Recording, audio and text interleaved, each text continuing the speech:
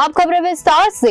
एक देश एक चुनाव की सिफारिशों को मोदी सरकार की कैबिनेट ने अब स्वीकार कर लिया है। बता दें कि इसे लेकर विपक्षी दलों का कहना है कि एक साथ चुनाव कराना व्यवहारिक नहीं है। सरकार का कहना है कि कई राजनीतिक दल पहले से ही इस मुद्दे पर सहमत है।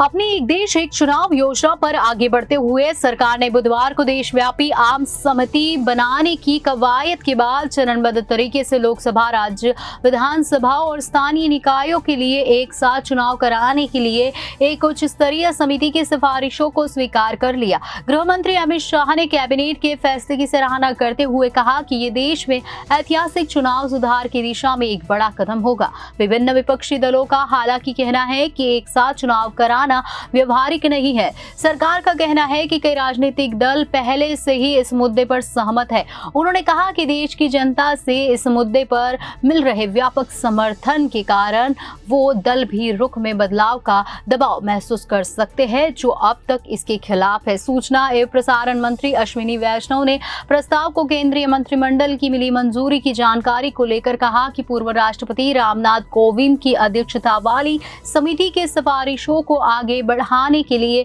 एक क्रियान्वयन समूह का गठन किया जाएगा और अगले कुछ महीनों में देश भर के विभिन्न मंचों पर विस्तृत चर्चा की जाएगी। वैष्णव ने कहा कि हम अगले कुछ महीनों में आम सहमति बनाने की कोशिश करेंगे। हमारी सरकार उन मुद्दों पर आम सहमति बनाने में विश्वास रखती है जो लंबे समय में लोकतंत्र और देश को प्रभावित करते हैं। ये एक ऐसा विषय है जो हमारे देश को मजबूत करेगा। विपक्षी दलों के रुख से जुड़े एक सवाल का जवाब देते हुए मंत्री ने कहा, विपक्ष को आंतरिक दबाव यानी एक देश एक चुनाव के बारे में महसूस हो सकता है क्योंकि परामर्श प्रक्रिया के दौरान प्रतिक्रिया देने वाले 80% से अधिक उत्तरदाताओं ने, विशेषकर युवाओं ने अपना सकारात्मक समर्थन दिया है। पत्रकारों द्वारा पूछे जाने पर कि सिफारिशें कब लागू की जा सकेगी और क्या संसद के आगामी शीतकालीन सत्र में कोई विधेयक लाया जाएगा, वैष्णव ने सीधा जवाब देने से परहेज किया, लेकिन कहा कि शाह ने कहा है कि सरकार अपने मौजूदा कार्यकाल में इसे लागू करेगी। उन्होंने कहा कि विचार विमर्श पूरा होने के बाद कार्यान्वयन चरणों में किया जाएगा और सरकार का प्रयास अगले कुछ महीनों में आम सहमति बनाने का होगा। उन्होंने कहा कि एक बार परामर्श प्रक्रिया पूरी हो जाने के बाद सरकार एक विधेयक का मसौदा तैयार करेगी, उसे मंत्रिमंडल के समक्ष रखेगी और तत्पश्चात एक साथ चुनाव कराने के लिए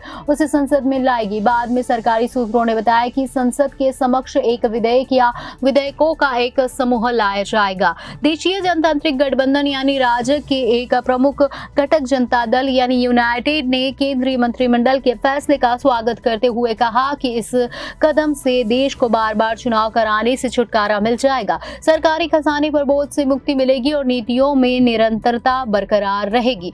जेडीयू के देशीय प्रवक्ता राजीव रंजन प्रसाद ने कहा कि एक देश एक चुनाव के दीर्घकालीन परिणाम होंगे और देश को व्यापक लाभ होगा। कांग्रेस अध्यक्ष मल्लिकार्जुन खड़गे ने कहा कि एक साथ चुनाव का प्रचार व्यवहारिक नहीं है और भारतीय जनता पार्टी यानी भाजपा इसके जरिए विधानसभा चुनाव में असल मुद्दों से ध्यान भटकाना चाहती है।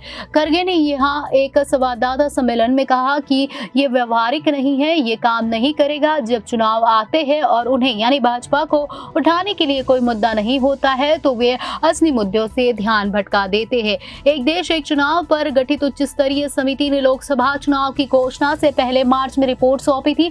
समिति ने एक देश एक चुनाव को 2 चरणों में लागू करने की सिफारिश की। पहले चरण में लोकसभा और राज्यसभा विधानसभाओं के लिए एक साथ चुनाव कराने और उसके बाद दूसरे चरण में आम चुनाव के 100 दिनों के भीतर स्थानीय निकाय चुनाव। समिति के भारत के निर्वाचन आयोग द्वारा राज्य निर्वाचन प्राधिकारियों से विचार विमर्श कर एक साझा मतदाता सूची और मतदान पहचान पत्र बनाने की भी सिफारिश की।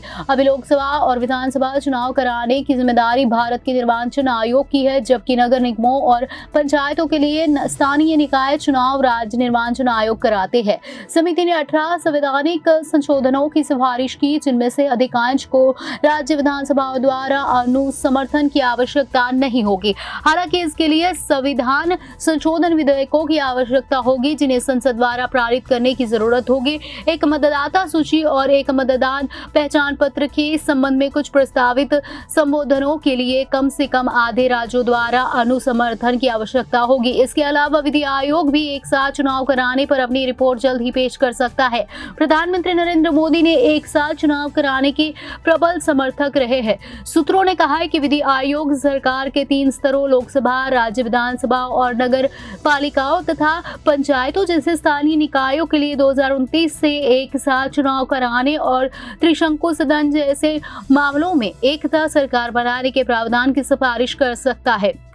चुनाव सुधारों के तहत एक साथ चुनाव कराने का मुद्दा भाजपा के चुनाव घोषणा पत्र का हिस्सा रहा है। देश में 1951 से 1967 के बीच एक साथ चुनाव हुए थे, लेकिन उसके बाद मध्यावधि चुनाव सहित विभिन्न कारणों से चुनाव अलग अलग समय पर होने लगे। सभी चुनाव एक साथ कराने के लिए काफी समय करना होगा, जिसमें कुछ चुनावों को पहले कराना तथा कुछ को विलंबित करना शामिल है। इस वर्ष मई जून में लोकसभा चुनाव हुए, जबकि ओडिशा, आंध्र प्रदेश, सिक्किम और अरुणाचल प्रदेश जैसे राज्यों में भी संसदीय चुनाव के साथ ही विधानसभा चुनाव हुए। जम्मू कश्मीर और हरियाणा में विधानसभा चुनाव सक्रिय अभी चल ही रहा है, जबकि महाराष्ट्र और झारखंड में भी इस वर्ष के अंत में चुनाव होने हैं। दिल्ली और बिहार उन राज्यों में शामिल है जहां 2025 में चुनाव होने हैं। असम, केरल, तमिलनाडु, पश्चिम बंगाल और पुडुचेरी भी मौजूदा विधानसभाओं का कार्यकाल 2026 में समाप्त होगा, जबकि गोवा, गुजरात, मणिपुर, पंजाब, उत्तर प्रदेश और उत्तराखंड की विधानसभाओं का कार्यकाल 2027 में समाप्त होगा।